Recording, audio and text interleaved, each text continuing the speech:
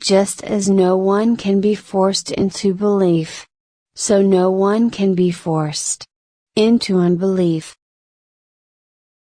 One day, in retrospect, the years of struggle will strike you as the most beautiful.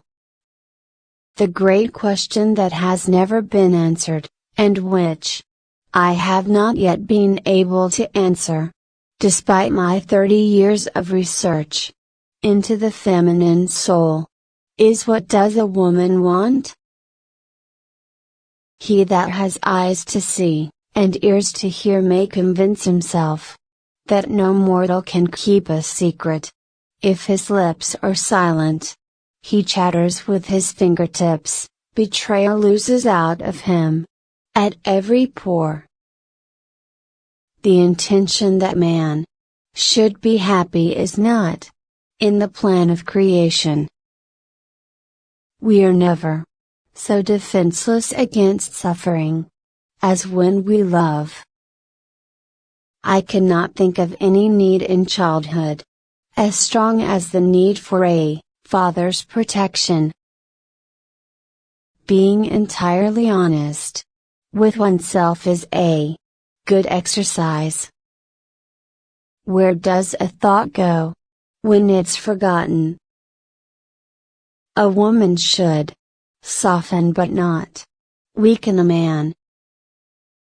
Experience teaches us that the world is not a nursery.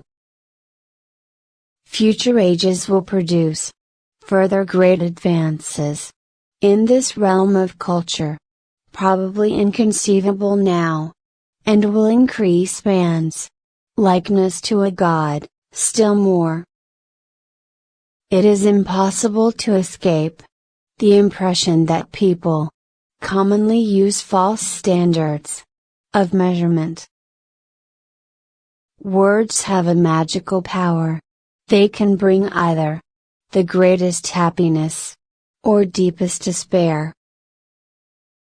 It is that we are never so defenseless against suffering as when we love, never so helplessly unhappy as when we have lost our loved object or its love. Religion is an attempt to get control over the sensory world in which we are placed by means of the wish world, which we have developed inside us as a result of biological and psychological necessities. He does not believe, that does not live according to his belief. When making a decision of minor importance, I have always found it advantageous to consider all the pros and cons. Everywhere I go I find a poet has been there before me. Religion is a system of wishful illusions, together with a disavowal of reality. Life, as we find it, is too hard for us.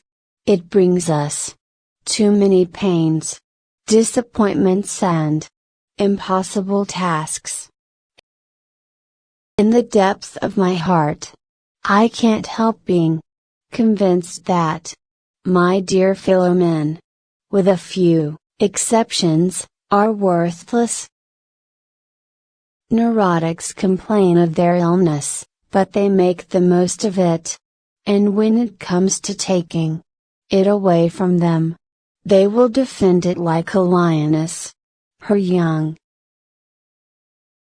Words are capable of arousing the strongest emotions and prompting all men's actions.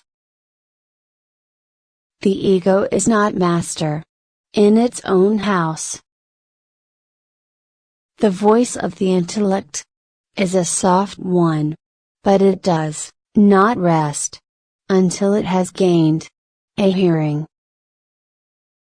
The ego refuses to be distressed by the provocations of reality, to let itself be compelled to suffer. The pleasure of satisfying a savage instinct, undomesticated by the ego, is incomparably much more intense than the one of satisfying a tamed instinct. Where it was, their ego shall be. In mourning, it is the world which has become